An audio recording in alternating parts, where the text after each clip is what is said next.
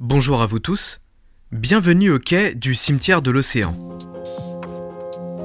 Une fois encore, le titre ne vous a pas trompé. Nous allons à nouveau nous plonger dans un drame quelque peu oublié, ou du moins dont on n'entend pas souvent parler. Seuls ceux qui vivent en Bretagne, et plus précisément proches des côtes des îles de Molène et Ouessant, connaissent bien l'histoire du naufrage du Drummond Castle, dont l'épave repose dans le passage du Fromver. J'aime autant vous prévenir, c'est une histoire triste, dramatique. Je suis Julien Maroyot, votre guide ici, et je vais vous raconter l'histoire du naufrage du Drummond Castle. Montez à bord de mon vapeur à remonter le temps et revenons en cette nuit du 16 juin 1896.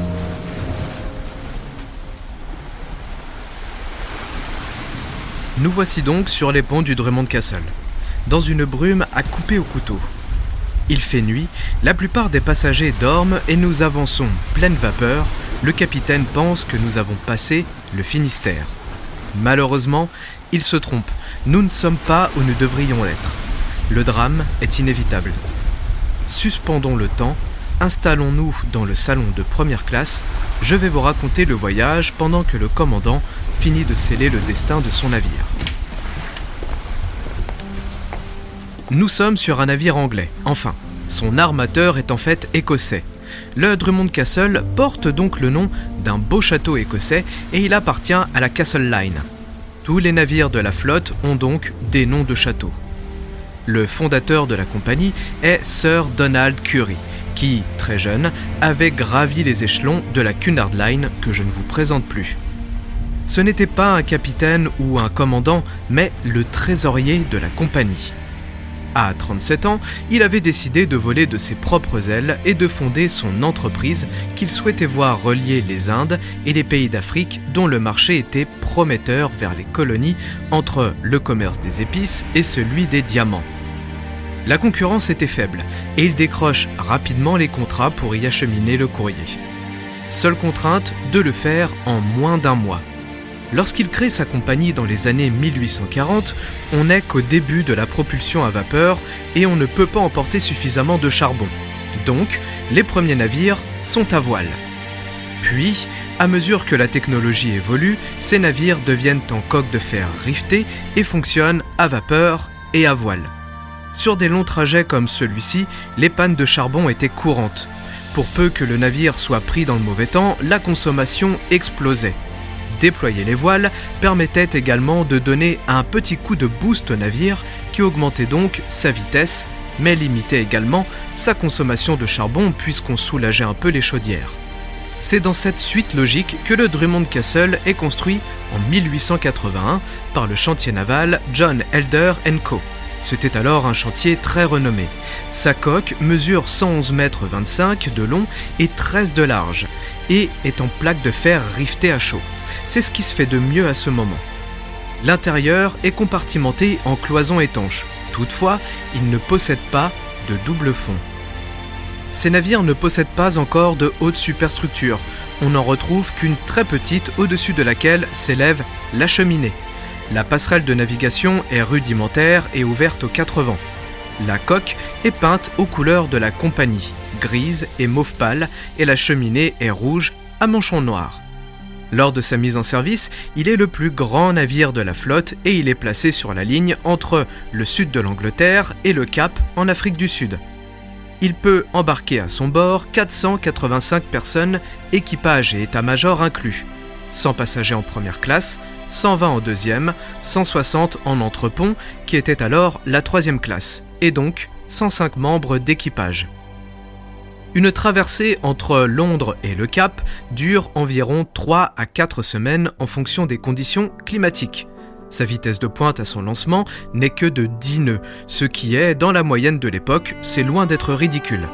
Par contre, nous ne sommes pas dans le luxe à venir des transatlantiques auxquels nous sommes habitués. En guise d'espace commun, on se réunit essentiellement dans la salle à manger qui est d'ailleurs commune à la première et à la deuxième classe. La première classe dispose également d'un salon, d'un fumoir et d'une sorte de petit boudoir pour les femmes où elles peuvent se retrouver pour converser. Les quartiers de la deuxième et troisième classe sont situés à l'avant du Drummond Castle, ceux de la première à l'arrière, derrière la passerelle et la timonerie. Il faut savoir qu'à cette époque, seules les premières et deuxièmes classes disposent d'un service de restauration. Leurs journées à bord sont d'ailleurs rythmées par la clochette du maître d'hôtel qui annonce que le repas est servi. Par contre, en troisième classe, rien de tout cela. C'est aux passagers de faire la cuisine eux-mêmes. Sur le Drummond Castle, elle se trouve sous le gaillard d'avant, à la proue du navire. Les passagers de troisième classe emmenaient donc avec eux des provisions, des légumes, des poulets qu'ils abattaient au gré de la traversée pour les cuisiner à bord. Lorsque le temps le permet, on profite des ponts de promenade pour faire quelques jeux extérieurs. En ces années-là, on s'ennuie beaucoup à bord. Imaginez 3 semaines enfermées parmi 400 autres personnes sur 111 mètres de long. Alors, on lit beaucoup, on écrit, on joue énormément aux cartes, avec tout le monde d'ailleurs. Le lendemain, on recommence et puis le surlendemain aussi. C'est toute une micro-société qui se forme à bord et tout le monde finit par se connaître. Bien que le luxe ne soit pas celui d'un paquebot faisant la liaison vers les États-Unis, le Drummond Castle se voulait luxueux pour sa ligne à son lancement. On retrouve des panneaux de bois vernis au mur et des plafonds à caissons, des cabines confortables avec lits superposés et une petite banquette dans celle de première classe, des banquettes moelleuses cloutées dans les salons, etc. Il n'est pas équipé à proprement parler de l'eau courante, ce sont plutôt des grosses barriques d'eau douce qui sont embarquées et versées progressivement dans les circuits, et l'eau est mise sous pression par la vapeur produite par les chaudières du navire. De même, à son lancement, il n'est pas pourvu de l'électricité. Les cabines et autres sont éclairées à la lampe à pétrole. C'est en 1887 qu'il connaît une première grosse refonte. On remplace sa machine à cylindres verticaux par une très moderne mais plus volumineuse machine à triple expansion qui lui permet, cette fois, d'augmenter sa puissance et d'atteindre les 12 nœuds. Ça vous paraît insignifiant, mais sur un trajet comme le sien, il gagne 2 à 3 jours. En sortie de cette machine, on greffe un générateur qui permet de fournir l'électricité dans tout le navire. Toutefois, en 1894, le Drummond Castle est un navire dépassé en termes de luxe et de confort. Il devient alors un navire intermédiaire dans la compagnie, ce qui signifie que ce n'est plus lui qui amène le courrier. La vitesse n'est donc plus un critère prioritaire. On lui rajoute alors des escales sur sa route, rallongeant un peu son temps de trajet. Sa clientèle voyageant à son bord est alors un peu moins prestigieuse, voire plus modeste. C'est donc à bord de cette version du Drummond Castle que nous nous trouvons en cette soirée du 16 juin 1896. Nous avons quitté le Cap en Afrique du Sud le 28 ou le 29 mai, les sources divergent, avant de faire escale à Delagoa, Natal, East London, Port Elizabeth. La dernière escale étant Las Palmas aux Canaries, portant le nombre d'âmes à bord à 251. Vous l'aurez remarqué, le navire est loin d'être complet et, au vu de ce qu'il va se passer, c'est peut-être pas plus mal. À chaque escale, le Drummond Castle ne vient pas se mettre à quai. Il reste au mouillage et les passagers sont amenés à bord avec une annexe. Les premiers jours en mer sont toujours éprouvants pour les passagers qui connaissent le mal de mer. Le navire passe sans problème le redoutable cap de Bonne-Espérance, célèbre pour ses courants, tempêtes et énormes vagues qui ont emporté bien des navires. Son équipage est expérimenté et le capitaine Pierce est un excellent marin, prudent et suivant scrupuleusement les recommandations de sa compagnie. Le Drummond Castle navigue en gardant vue sur la côte. Cela divertit aussi les passagers qui, ponctuellement, demandent aux membres d'équipage quels sont les paysages qu'on aperçoit et où on en est de notre voyage. Ces passagers sont pour la plupart des hommes et des familles complètes quittant les colonies africaines pour retourner en Grande-Bretagne. Chacun a ses raisons, mais pour beaucoup, ils fuient la violence devenue prédominante et grandissante. C'est pour beaucoup un déchirement, une désillusion. Toujours est-il que rien ne vient gêner, jusqu'à présent, la bonne progression du paquebot. Il ne connaît que de faibles courants venant de face et le vent lui est favorable. Le capitaine Pierce fait même déployer les voiles, permettant à Drummond Castle d'économiser du charbon et de booster sa vitesse à 14 nœuds, tandis que les passagers disent adieu aux côtes africaines. Ces derniers ont chaud et passent donc beaucoup de temps sur les ponts extérieurs les premiers jours. En 3e classe, on souffre du manque d'air. Leurs immenses dortoirs ne possèdent aucun hublot permettant d'aérer cet espace. Mais ce n'est rien comparé aux soutiers qui travaillent dans une chaleur étouffante dans le ventre de ce monstre d'acier où il faut nourrir ces immenses chaudières à l'aide de gros morceaux de charbon fraîchement cassés à la masse. On y respire mal. Il faut imaginer ce mélange d'odeurs de graisse, d'huile qui porte des particules fines de charbon et la vapeur qui dégouline en condensation le long de la coque de fer du Drummond Castle, au milieu de laquelle vont et viennent des hommes à moitié nus, le visage et les bras couverts de suie. Mais c'est ainsi que fonctionne et se déplace un vapeur à cette époque. Le Drummond Castle roule beaucoup. Évidemment, il n'y a pas de stabilisateur. C'est pourquoi, lors de la dernière escale aux îles Canaries, le capitaine Pierce avait décidé d'enfreindre légèrement les recommandations de sa compagnie et avait accosté à quai afin que les passagers souffrant le plus du mal de mer puissent toucher un peu la terre ferme pendant qu'on faisait le plein de charbon et qu'on amenait les dernières marchandises dans ces cales. Mine de rien, cela fait déjà 2 semaines qu'il remonte les côtes de l'Afrique.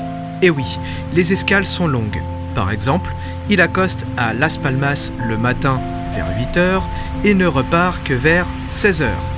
Il faut ensuite procéder aux manœuvres de sortie de port et une fois cela terminé, le capitaine donne l'ordre de mettre le navire en avant toute, pleine vapeur.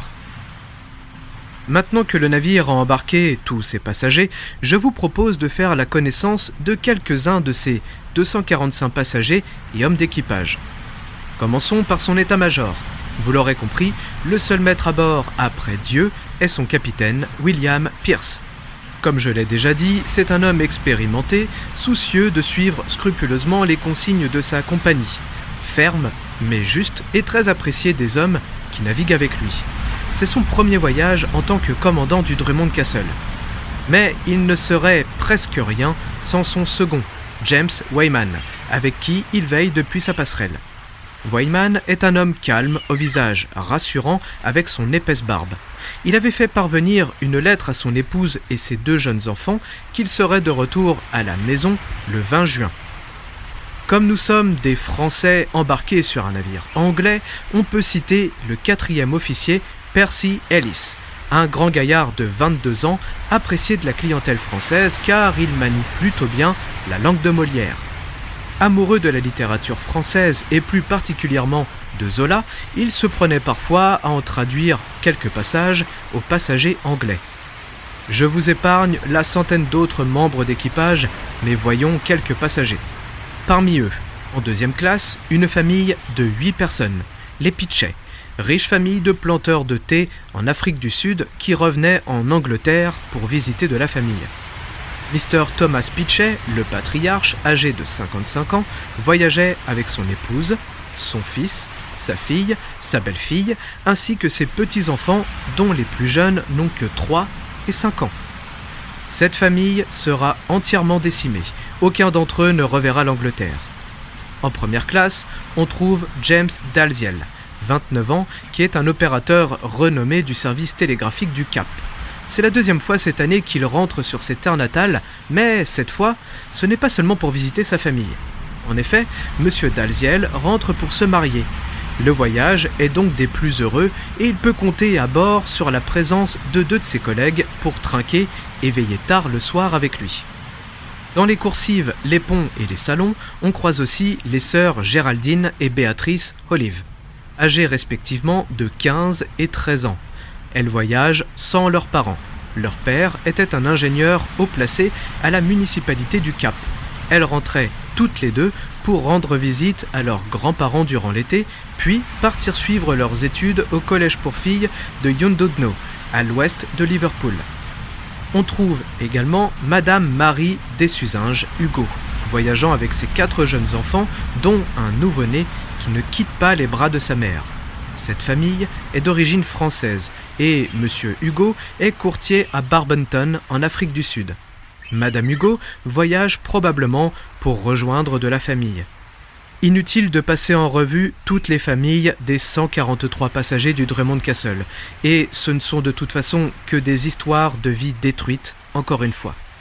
Pour tout vous dire, seules 3 personnes survivront à ce voyage. Le navire remonte à présent le long des côtes du Maroc, longe Gibraltar, les côtes du Portugal, puis de l'Espagne. Rien ne vient contrarier sa progression. Le capitaine Pierce est très fier de ce voyage. Le brave navire n'a rencontré aucune avarie et le voyage a été jusque-là des plus plaisants. Le Drummond Castle devrait donc arriver à l'heure à Londres. Pierce est quasiment sûr qu'ils arriveront à quai à Londres le 17 juin en fin de journée. Il approche à présent de notre golfe de Gascogne. Le capitaine Pierce a prévu de le traverser sans longer la côte en traçant une ligne droite entre la pointe ouest de l'Espagne et l'extrême ouest de Ouessant. Le 14 juin, le navire est au milieu du golfe de Gascogne. L'équipage et les passagers sont enjoués. La fin du voyage approche. On parle déjà de ce qu'on fera une fois arrivé à Londres. Tous ont hâte de retrouver leurs proches, surtout la terre ferme. Les sœurs Olive espèrent que leur oncle les reconnaîtra au quai. Ou bien, après tout, est-ce elles qui ne le reconnaîtront pas? Elles s'en amusent. Bientôt, les enfants de Madame Hugo devront dire au revoir aux petits de la famille Pitchet. James Dalziel passe voir le barbier afin de prendre rendez-vous pour demain. Il doit être impeccable à son arrivée à Londres pour retrouver sa fiancée. Il est temps que ce voyage prenne fin. On s'ennuie un peu à bord. Tous les livres ont été lus, les joueurs de cartes sont lassés, ce sont toujours les mêmes qui gagnent de toute façon. Lorsque le maître d'hôtel vient sonner la cloche du dîner, les passagers attendent déjà devant la salle à manger. Les enfants ne courent plus partout dans le navire et ne viennent plus ennuyer les membres d'équipage. Ils traînent des pieds en cherchant une occupation. Le Drummond Castle, qui semblait être un vrai labyrinthe de coursives étroites pour ses passagers, est à présent une petite maison qu'on connaît trop bien. En cette fin de journée, tandis que la nuit tombe, Pierce et son second Windman scrutent l'horizon. Celui-ci est bouché. La brume s'invite. Les ponts dégoulinent de fines gouttelettes. Ils sortent leur sextant pour tenter de calculer leur position. Impossible de trouver la moindre étoile. Ce n'est pas grave. Ils se rendent dans la salle des cartes, derrière la timonerie, et font les calculs, d'après leur dernière position connue. Tout ce que le timonier doit faire cette nuit, c'est maintenir son compas au degré 360 plein nord. Demain, ce sera dégagé, mais le lendemain matin, le brouillard s'est même épaissi. Pierce garde espoir que celui-ci se dissipera dans la journée, tandis qu'ils remonteront vers la Bretagne. Il fait placer 2 guetteurs à la proue du navire.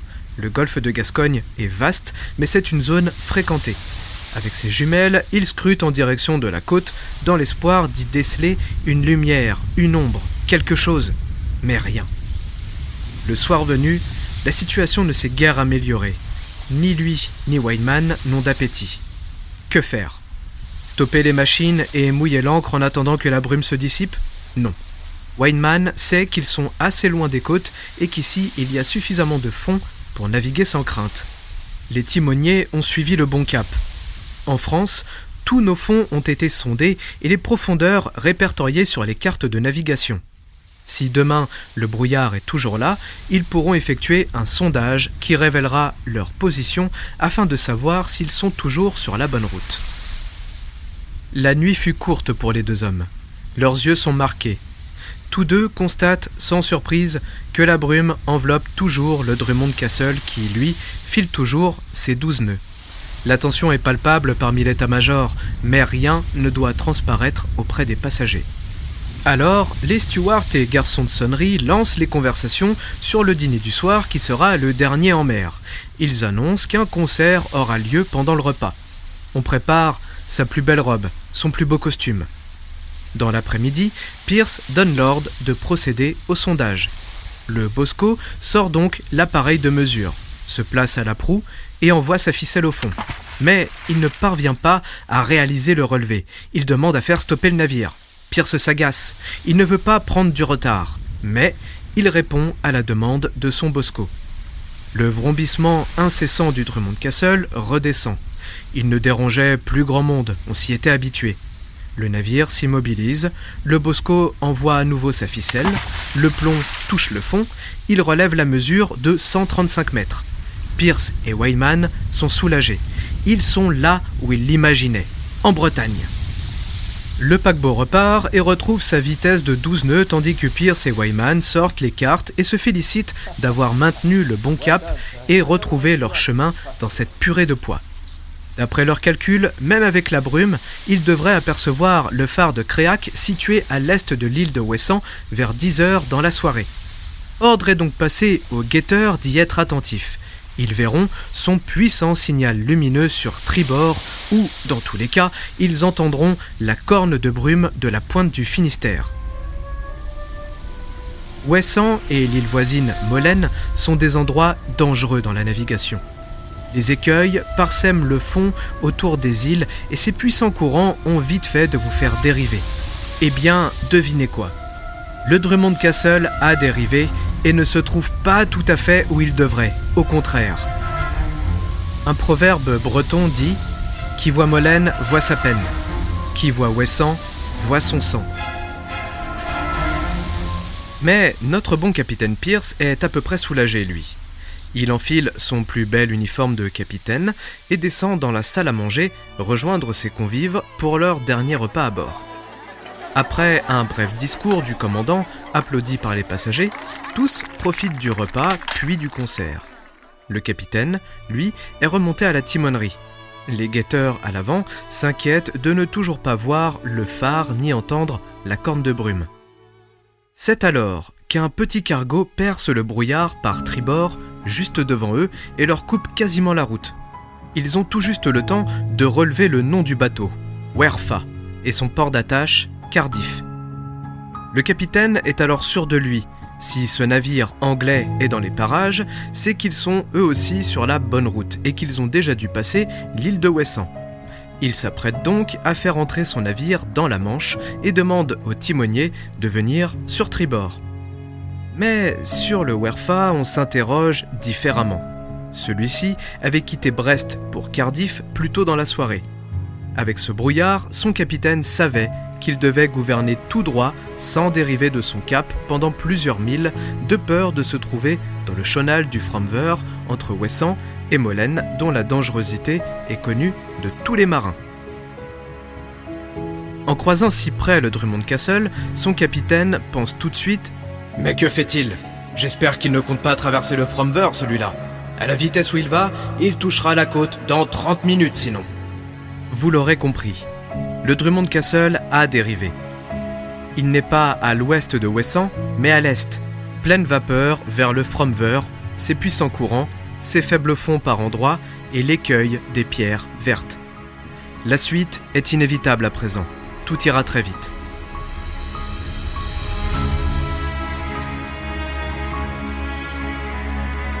À la fin du concert, les passagers se retirent de la salle à manger. Certains retournent à leur cabine, terminer de ranger leurs affaires, d'autres pour coucher les enfants.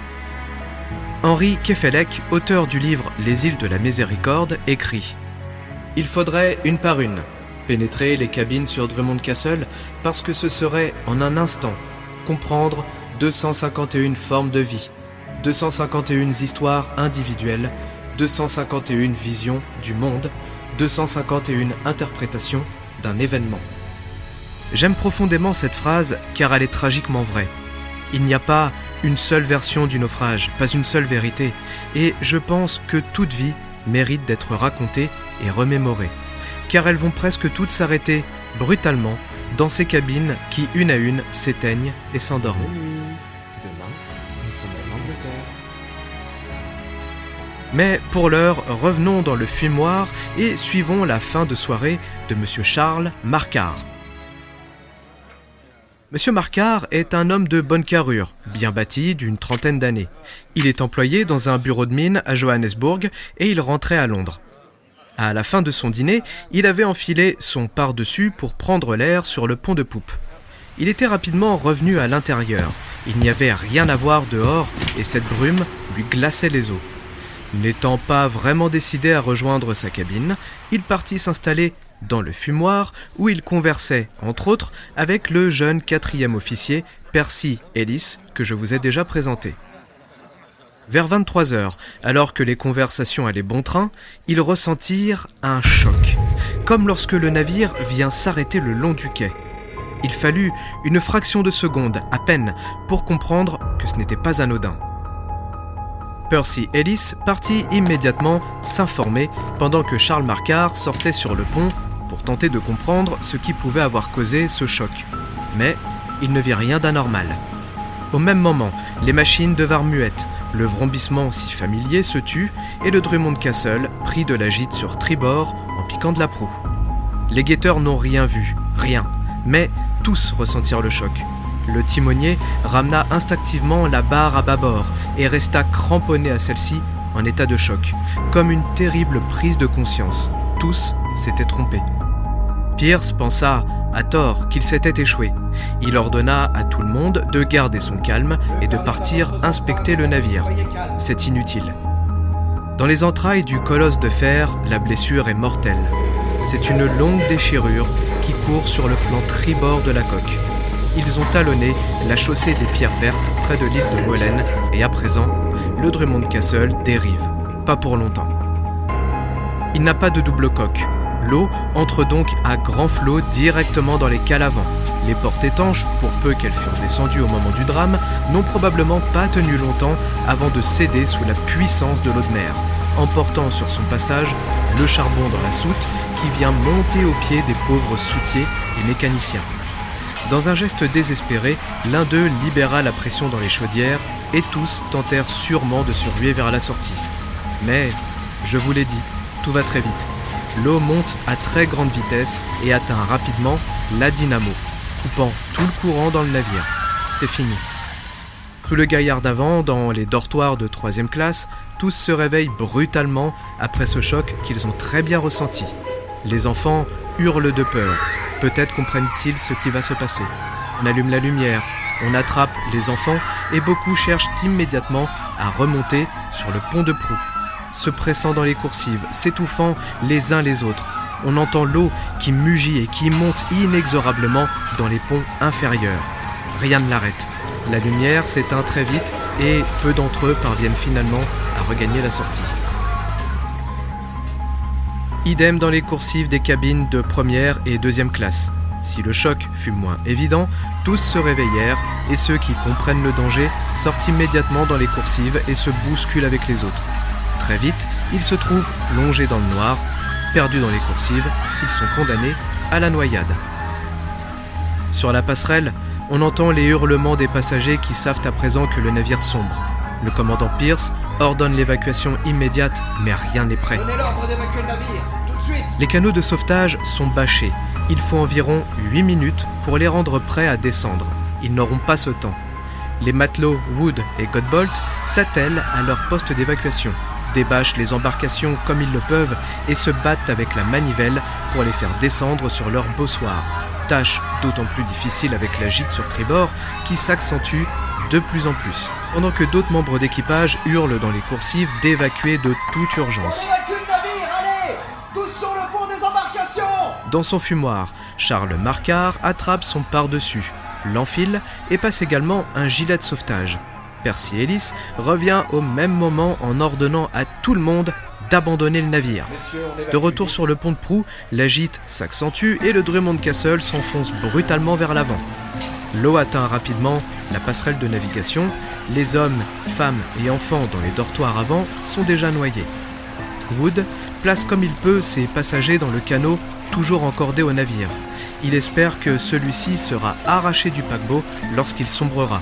Ce n'est plus qu'une question de secondes de toute façon. Marquard glisse sur le pont tandis que le navire gîte de plus en plus et il se retrouve projeté dans l'eau glaciale. Soudain, le paquebot retrouve brutalement son équilibre, projetant violemment tous les passagers sur bâbord. Il gronde, tel le dernier râle d'un animal mourant, puis il coule à pic, comme un pavé, dans une mare. Tout le monde hurle. C'est terminé. Le Drummond Castle disparaît en 7 ou 8 minutes à peine après l'impact. C'est vous dire la rapidité du naufrage. En coulant, les canots de sauvetage sont emportés avec lui, laissant les naufragés dans l'eau, s'accrochant aux quelques débris flottants à la surface, en étant emportés par le courant. Où sont-ils ? Où vont-ils ? Ils hurlent, mais y a-t-il quelqu'un pour les entendre dans le chenal embrumé du Framveur ?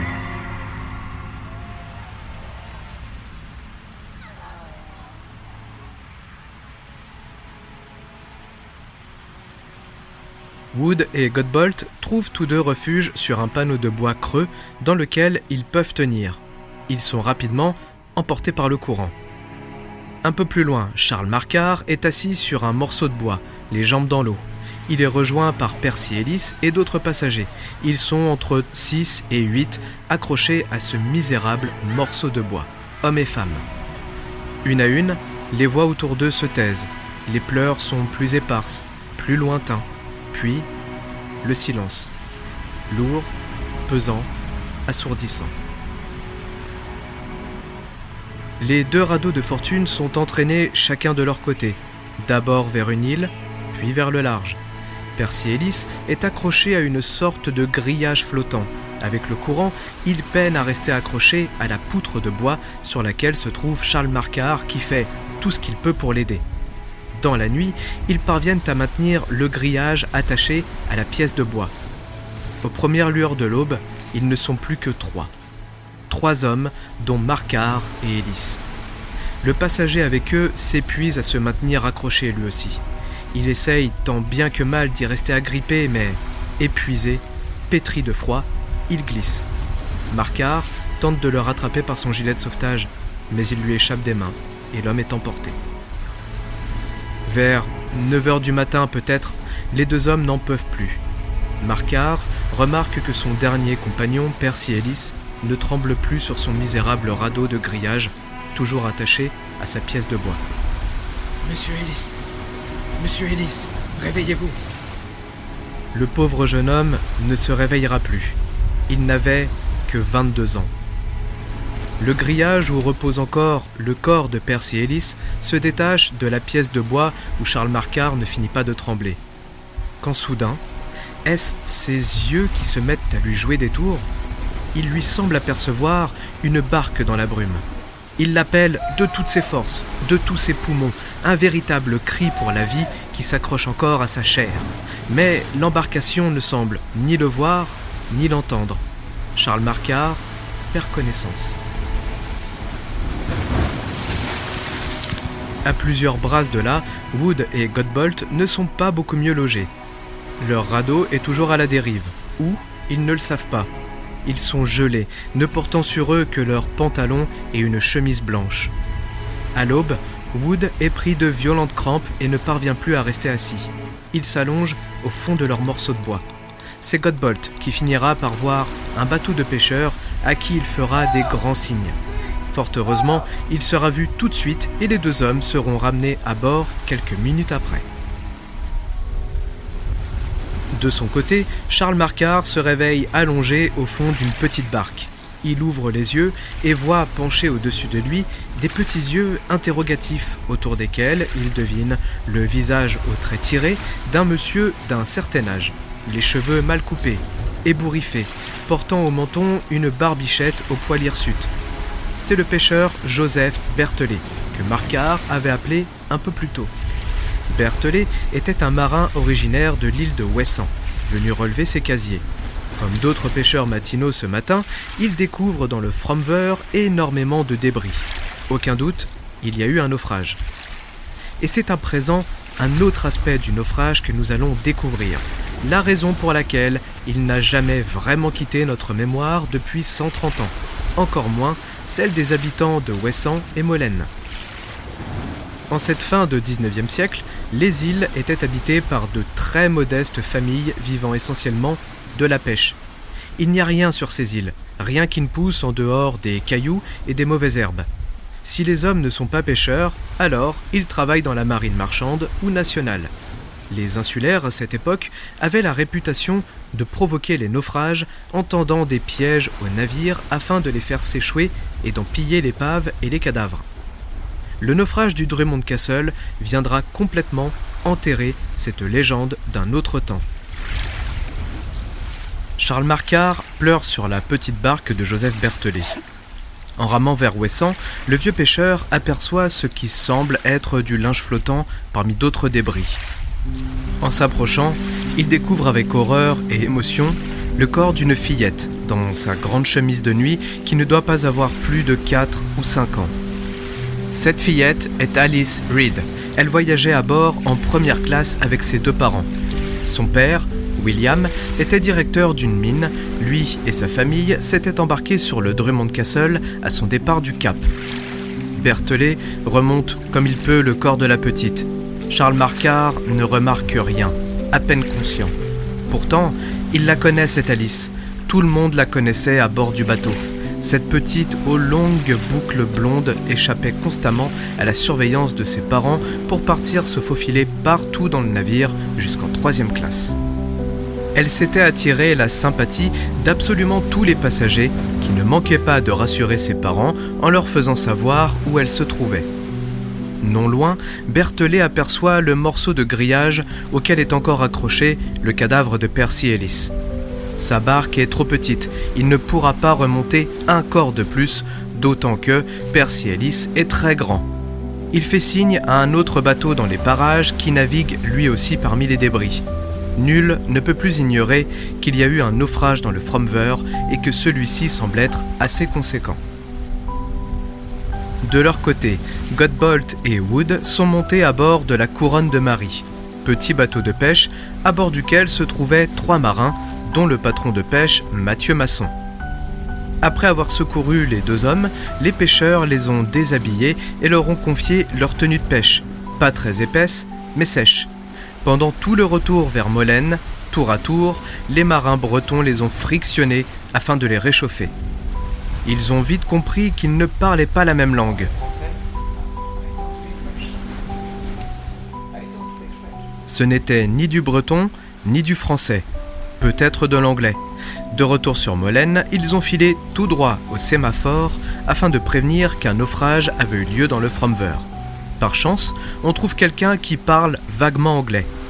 Wood et Godbolt expliquent alors le drame survenu la veille, vers 23h, et surtout que leur navire était un paquebot avec plus de 240 âmes à bord, dont ils sont, pour l'heure, les seuls rescapés. Pire, ils réalisent à présent les circonstances de leur naufrage, la dérive du navire et certainement le sondage qui devait être faux. Le maire fait retentir sur l'île le canon d'alerte, signe qu'un naufrage a eu lieu et que les habitants sont invités à venir se réunir. Le maire demande alors des volontaires pour partir explorer chaque recoin des côtes de l'île et les propriétaires de barques ou bateaux sont sollicités pour partir en mer à la recherche de rescapés ou de cadavres. Dans la journée, la nouvelle du drame est télégraphiée à Brest. Celle-ci se répand vite en France. Les journaux du soir annoncent la tragédie de la perte du Drummond Castle et de ses 3 survivants seulement. On n'en retrouvera pas d'autres. Le télégraphe arrive aussi auprès des autorités britanniques. Plus personne ne viendra donc attendre l'arrivée du navire à Londres. Celui-ci ne remontera plus jamais la Tamise. Sur Ouessant, Marquard retrouve des couleurs et petit à petit ses esprits. Par chance, pour lui aussi, une personne parle anglais sur l'île et il parvient à dialoguer pour pouvoir expliquer le drame. Le corps de la petite Alice est amené chez Joseph Berthollet où elle est délicatement changée de sa tenue de nuit souillée. Les femmes lui enfilent une petite robe de cérémonie, puis on l'installe dans un petit lit d'enfant où tour à tour on vient la veiller. Il ne la connaissait pas, ne savait rien d'elle ou de sa famille, et pourtant on prit soin d'elle comme si elle était un parent. Oh mon Dieu, c'est Alice Reed. Elle s'appelle Alice Reed. C'est ce que leur dira Charles Marquard, qui pleurera aussi son compagnon d'infortune, le 4e officier, Percy Ellis, mort juste avant d'être secouru. Toute la journée, les barques et bateaux de Ouessant et Molène ont quadrillé le Fromveur afin de ramener les corps et chercher de possibles survivants. Même un remorqueur de la Marine nationale participe aux recherches. Mais, en fin de journée, ce ne sont que des cadavres qui sont débarqués sur Molène. On les amène vers un hangar où le prêtre vient réciter des prières. Il y en a 18. Parmi eux, Géraldine Olive, qui avait 15 ans, sa sœur ne sera pas retrouvée. François Dessuzinges Hugo, qui avait 3 ans, ainsi que sa maman, qui tenait toujours dans ses bras, emmêlés dans ses longs cheveux, le tout petit corps de son nouveau-né. Aucun arbre ne pousse sur Molène. Le bois est donc rare. Avec ce qu'on trouve, on fabrique 4 cercueils. Dans l'un d'entre eux, on place le corps de Madame Hugo et son nourrisson. Les familles de l'île fournissent du linge, des draps, qui serviront de linceul. Les pêcheurs se démunissent de certaines de leurs voiles afin d'envelopper les corps. Le maire de l'île, assisté d'un instituteur, dresse les actes de décès en procédant comme ils le peuvent au relevé d'identité du corps. Les poches sont fouillées, les effets personnels sont placés dans des sacs de toile numérotés afin qu'ils puissent être remis à la famille si on peut, un jour, les identifier. Certains étaient en tenue de nuit et n'avaient absolument rien sur eux. Autour de l'église de Molène, on creuse des tombes afin de préparer les premières inhumations qui auront lieu le lendemain. Toute l'île enfile une tenue de deuil et se masse dans le tout petit cimetière de Molène. Même si les Anglais sont de confession anglicane, qui diffère un peu de notre confession catholique, le prêtre célèbre une cérémonie d'obsèques comme si les défunts avaient toujours habité l'île. La foule est émue, bien sûr. C'est un événement qui vient brutalement chambouler le quotidien de ces insulaires, d'autant que ils sont malheureusement habitués au drame de la mer. Comme je vous le disais, ces gens vivent de la mer. Ils connaissent les naufrages. Ils connaissent la douleur de voir partir des proches sans jamais les voir revenir, ni même savoir où ils sont. Prendre soin de ces morts-là était donc un acte tout à fait naturel pour eux. Ils n'ont pas eu à se forcer. Et pourtant, à cette époque, nos relations avec la Grande-Bretagne étaient encore tendues.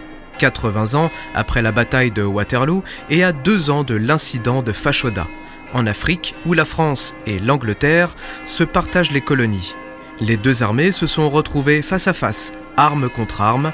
Si, sur le terrain, les officiers restent courtois, à Paris et Londres, le ton est monté très vite et la presse mit le feu aux poudres. Je ne rentrerai pas dans les détails de cet incident, mais on n'est vraiment pas passé loin d'une nouvelle guerre. Bref, revenons en Bretagne où, le lendemain, la même cérémonie a lieu sur l'île de Ouessant.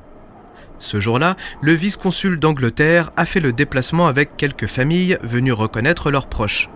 Les corps sont entreposés dans le hangar du canot de sauvetage de l'île.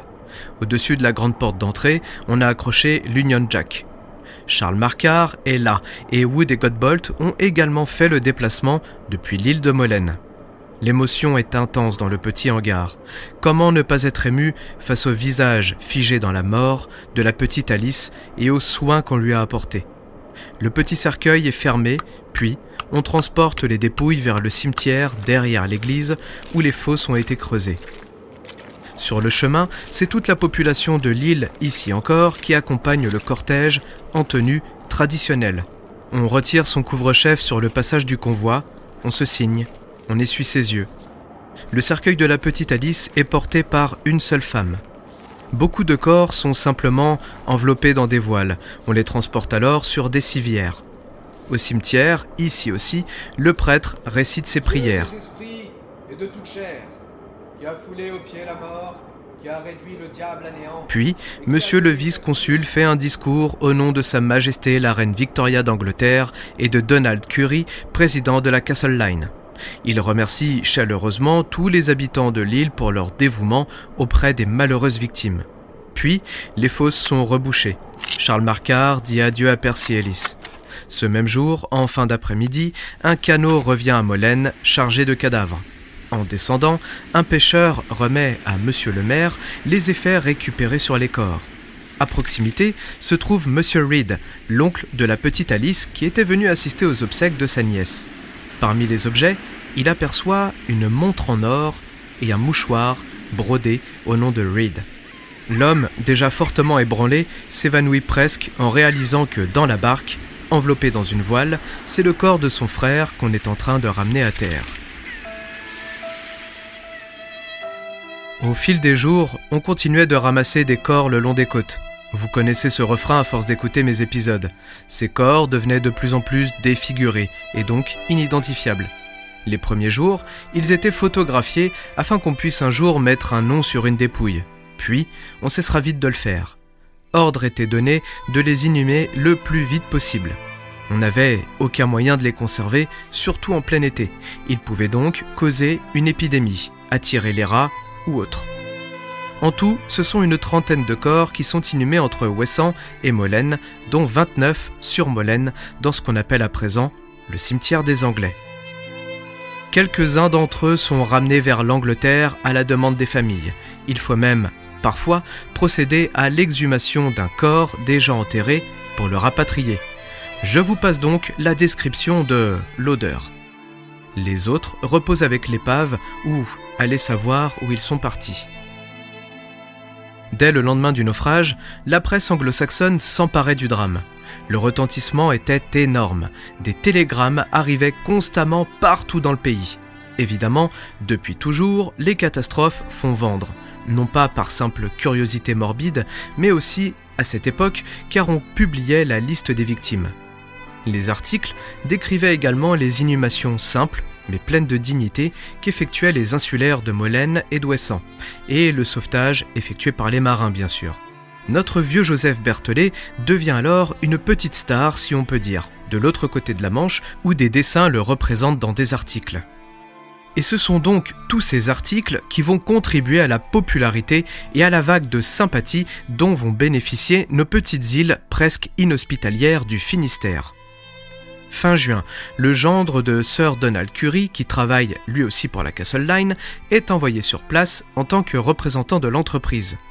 Il vient se recueillir sur les sépultures et il vient également rencontrer les différents acteurs du sauvetage des 3 survivants et remercier chaleureusement les insulaires pour le soin et leur respect apporté aux morts.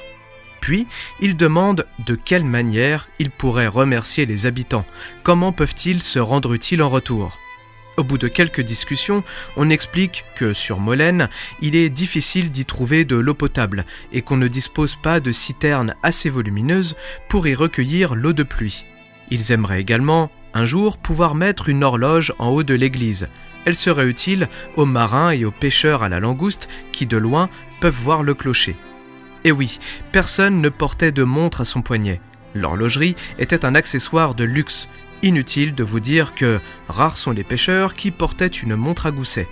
Même chose sur Ouessant, le clocher quant à lui n'est pas terminé. Il y a longtemps que les habitants disent qu'ils souhaiteraient y voir une belle flèche habiller le clocher. Enfin, le gendre de M. Currie demande un dernier service aux marins. Il aimerait qu'on trouve où repose l'épave du malheureux Drummond Castle. En échange, il promet une récompense. Mathieu Masson, le patron de pêche ayant sauvé Godbolt et Wood, avait déjà repéré l'endroit. Mais il n'est pas seul. Un autre pêcheur réclame également avoir découvert l'épave. Le gendre de M. Currie est conduit sur les lieux. On jette un grappin à l'eau et en le remontant, on y trouve accrochés des morceaux de haubans, de cordes et le paratonnerre qui trônait tout en haut du grand mât. La peinture fraîche de ce dernier ne laisse aucun doute quant au fait qu'il s'agit bien du Drummond Castle. Cette découverte confirme donc ce que pensaient les enquêteurs et les conclusions accablent le capitaine Pierce. Celui-ci n'a réalisé qu'un seul sondage qui lui laisse à supposer qu'il avait passé Ouessant. Il plaça donc la barre à tribord pour se préparer à entrer dans la Manche.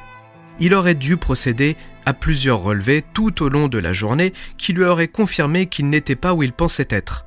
D'autant que la profondeur relevée est la même sur tout le plateau, aussi bien au large que près des côtes. Il l'aurait su s'il avait à nouveau consulté les cartes et il aurait sans doute compris que, malgré le bon cap maintenu, son paquebot avait inévitablement dérivé. La bonne procédure aurait été d'effectuer un sondage donc toutes les heures, surtout dans cette zone connue comme dangereuse. En manœuvrant comme il l'a fait, il a parfaitement placé son navire dans le Fromver, a effectivement éventré sa coque sur la chaussée des Pierres Vertes, le timonier a ensuite barré brusquement sur bâbord, laissant le navire en dérive sur une courte durée. L'épave repose par 65 mètres de fond, à plat, sur le sable. À cette profondeur, dans un endroit aussi dangereux, à cause des puissants courants, il n'y a aucune solution à cette époque pour envisager d'envoyer un scaphandrier, dynamiter la coque et remonter les corps. Alors, elle reste là. Des lettres par paquets sont envoyées sur Ouessant et Molène depuis toute l'Angleterre. Des lettres de remerciement de la part de familles de victimes. Des lettres de prêtres qui remercient leurs confrères. On leur adresse également des cadeaux. Au mois de septembre, une femme débarque de son yacht et vient offrir en cadeau au prêtre de Molène une croix de procession. Un peu plus tard, c'est également un calice qui est offert à la paroisse. Une amitié se noue entre l'abbé de Molène et l'archevêque de Canterbury. Mais le plus beau reste à venir. Au mois de mars 1897, une sublime horloge fabriquée à Londres par un horloger notoire est installée en haut du clocher de l'église Saint-Ronan de Molène. Elle est faite, paraît-il, pour durer 300 ans. Elle fonctionne sur le même principe que celle du palais de Westminster. Toutes les heures, sa cloche retentit pour donner l'heure exacte aux travailleurs et pêcheurs de Molène. Le fonds breton, créé en Angleterre, permet également de financer la construction d'une citerne collective pour recueillir l'eau de pluie. Construction ô combien difficile. Il fallut pas moins de 3 mois pour creuser la roche de Molène. Cette citerne est placée à côté de l'église et sa chape est constituée de 29 dalles de béton pour rappeler les 29 victimes inhumées dans le cimetière. Ouessant voit enfin son clocher achevé avec sa superbe flèche qu'on voit de loin. Enfin, 1 an après le drame, une nouvelle délégation britannique vient remettre au cours de plusieurs cérémonies 300 médailles de la part de la reine Victoria. Ultime reconnaissance du peuple anglais envers ceux qui ont pris soin des naufragés, vivants et morts sans rien attendre en retour. Sur une face, on trouve le portrait de la reine, sur l'autre, une inscription qui dit SS Drummond Castle, 16 juin 1896 et A Token of Gratitude from Queen Victoria, témoignage de gratitude de la reine Victoria. Voilà pourquoi, aujourd'hui encore, la mémoire du naufrage du Drummond Castle est encore très présente sur Molène et Ouessant. On peut même dire qu'elle fait partie du paysage. Quant à l'épave, on l'oublia plus ou moins. Il faut dire que la Première Guerre mondiale passe par là et qu'en plus de perdre ses enfants, les anciens s'éteignent sur Molène et Ouessant. Dans les années 30, une entreprise italienne de récupération de métaux, la Sorima, plongea dessus. Il n'était pas là tout à fait par hasard. L'entreprise avait été mandatée pour plonger sur le vapeur Égypte, coulé dans la Manche par plus de 100 mètres de fond suite à une collision dans le brouillard en 1922. On en reparlera peut-être un jour. L'Égypte embarquait une importante cargaison de lingots d'or. La Sorima était spécialisée dans les plongées en eau profonde à l'aide d'un tout nouveau scaphandre spécialement fabriqué pour ce genre de mission. Les plongées sur l'Égypte se passent pas trop mal. Étant dans les parages, ils se renseignent sur les autres épaves présentes dans le secteur. On ne sait trop comment, quelqu'un les renseigna sur la position de l'épave du Drummond Castle. 65 mètres, c'est une broutille pour des plongeurs aussi chevronnés. Mais les courants et les conditions de plongée inhospitalières du Fromveur les font abandonner le Drummond Castle assez rapidement. Toutefois, au cours de quelques plongées faites dessus, ils notent la présence d'une longue déchirure sur le flanc droit de la coque. Afin d'accéder aux parties qui les intéressaient, ils n'y sont pas allés par 4 chemins et y ont employé massivement des explosifs. C'est leur technique, et c'est aussi ce qui mettra un terme à leur activité quelques semaines plus tard dans une autre mission sur une épave de la Première Guerre mondiale vers Saint-Nazaire. Aujourd'hui, on retrouve donc des parties de la coque et des débris éparpillés un peu partout autour de l'épave du Drummond Castle. On peut même supposer, mais attention, ce n'est que mon avis, que des plongeurs y sont descendus discrètement dans l'espoir d'y trouver de la marchandise de valeur. Souvenons-nous qu'ils revenaient d'Afrique, des colonies africaines anglaises, et que, peut-être, transportaient-ils des diamants par exemple. Évidemment, ce n'était pas le cas. Le Drummond Castle n'était plus un navire important de la Castle Line. Les marchandises précieuses ne voyageaient donc plus à son bord. L'épave fut redécouverte dans les années 70 par un couple de plongeurs, Jean-Marie et Michel Retornaz, avec un de leurs amis. La technique du couple pour trouver l'épave est rudimentaire et plutôt originale. Ils parcouraient le Fromveur en laissant traîner derrière leur embarcation un plomb au fond. Lorsque celui-ci s'accrochait ou frottait, il était remonté. S'il était couvert de rouille, bingo, c'est qu'ils avaient trouvé l'épave. Et c'est ainsi qu'ils la trouveront en 1979. Bien que très dégradée, l'épave reste très belle. La proue est tout de suite identifiable, posée bien à plat, enfoncée dans le sable. Tout le reste est un amas de tôle. On devine des hublots ici et là, les machines, les chaudières et tout au bout, l'immense hélice. Pour le reste, il est difficile de deviner que c'était un paquebot. La plongée dessus reste technique et faisable qu'en fonction de certaines marées avec des courants pas trop puissants. On ne peut y passer environ que 15 minutes au fond pour des plongeurs expérimentés qui descendent en 2 minutes.